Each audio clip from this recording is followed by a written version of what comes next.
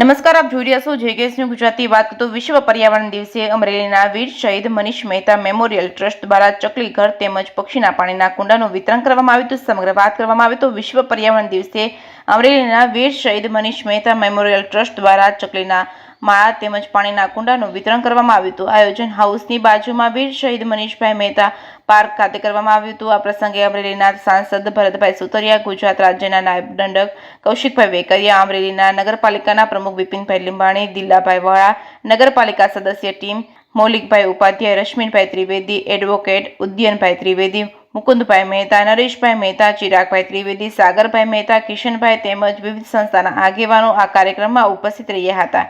જેકેએસ news Gujarati સાથે જૈનિક સુજિત્રા, અમરેલી.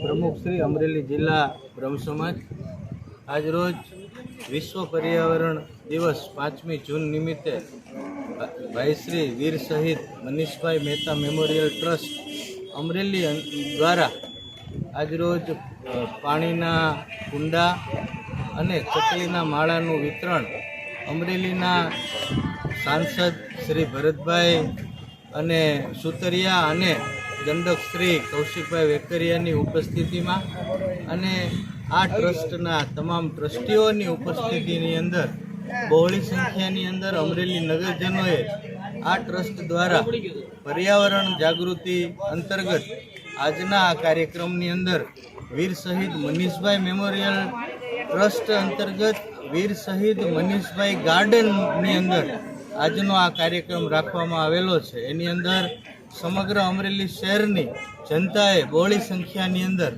આનો લાભ લીધો છે અને પર્યાવરણ જાગૃતિ માટે આ ટ્રસ્ટે ખૂબ સરાહનીય કાર્ય કરેલું છે. ત્યારે એના trustee managing trustee Prakashbhai Rajgor અને સમગ્ર ટ્રસ્ટીગણને હું ખૂબ ખૂબ અભિનંદન પાઠવું છું.